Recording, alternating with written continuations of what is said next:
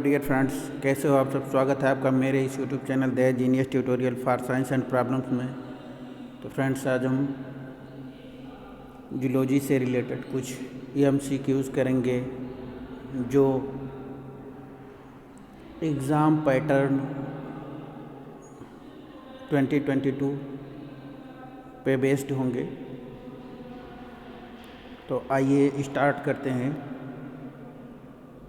The gene that can express itself and hide the expression of another gene is called option A dominant gene, option B recessive gene, option C expressive gene, option D multiple allele। इसी का Hindi form में नीचे question है। वह gene जो स्वयं को अभिव्यक्त कर सकता है और दूसरे जीन की अभिव्यक्ति को छिपा सकता है कहलाता है प्रमुख जीन, पुनरावर्ती जीन, अभिव्यंजक जीन, एकाधिक एलील। तो ऐसे जीन जो अपने एक्सप्रेशन को शो करे और दूसरे के एक्सप्रेशन को हाइड कर दे या फिर सप्रेस कर दे, तो ऐसे जीन को कहा जाता है डोमिनेंट जीन। तो यहाँ पे ऑप्शन ए जो है डोमिनेंट जीन, ये सही हो जाएगा। हिंदी में बोले तो प्रमुख जीन। क्वेश्चन सेकंड पे चलते हैं। On the chromosomes, the position of the gene is called option A locus, option B point of attachment, option C nuclei, option D spindle। Hindi में गुणसूत्रों पर जीन की स्थिति कहलाती है ठिकाना, लगाव का बिंदु, नाभिक, धुरा।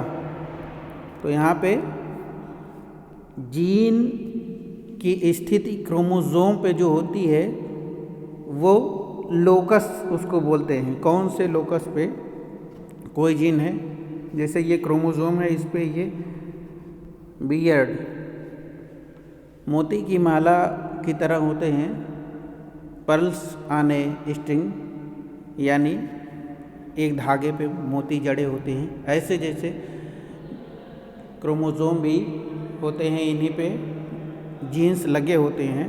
तो इनका स्पेसिफिक पोजीशन होता है, इसी को लोकस बोला जाता है। Question third.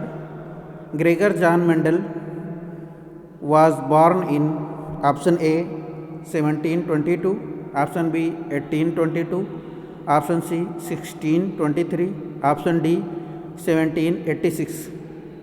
Gregor John Mendel का जन्म स्पेस यानी खाली जगह में हुआ था 1722 में, या फिर 1822 में, या फिर 1623 में, या फिर 1786 में। तो Gregor John Mendel was born इन 1822 यानी 1822 में इनका जन्म हुआ था। Next question. The physical appearance of an organism is termed as option A genotype, option B phenotype, option C dominant gene, option D recessive gene। Hindi में किसी जीव की शारीरिक बनावट को कहा जाता है जीनोटाइप, फेनोटाइप, प्रमुख जीन या फिर पुनरावर्ती जीन। तो किसी जीव के शारीरिक बनावट को हमेशा फेनोटाइप यानी बाहर से क्या दिखाई देता है, वो कैसा है, वो फेनोटाइप पे डिपेंड होता है। और जो क्रोमोसोम यानी जीन पे डिपेंड होता है उसे क्या बोलते हैं, जीनोटाइप। नेक्स्ट क्वेश्चन पे चलते हैं। The naturally occurring phenotype of a typical species is called wild type, B mutated, C crossed, D X linked.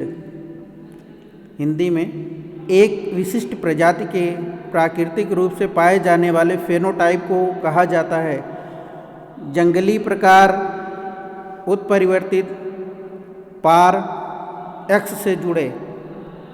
तो विशिष्ट प्रजाति के प्राकृतिक रूप से पाए जाने वाले फेनोटाइप को वाइल्ड टाइप बोलते हैं, यानी जंगली प्रकार। जो प्राकृतिक रूप से विशिष्ट प्रकार का फेनोटाइप दिखाई देता है हमको, जो शो होता है किसी भी प्लांट का या फिर ऑर्गेनिज्म का, वो क्या होता है? फेनोटाइप। और ये प्राकृतिक रूप से है तो ये वाइल्ड टाइप इसको बोलते हैं। Next question, combination of Darwinian evolutionary theory with population genetics is termed as.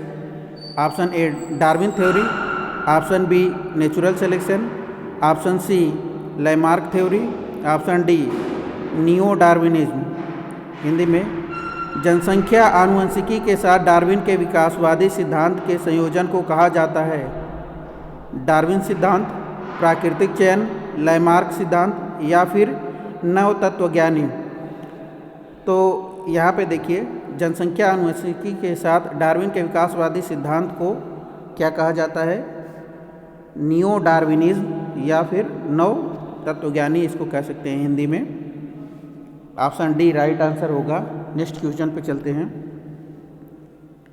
Metal ion that temporarily binds substrate and active site of the enzyme is called.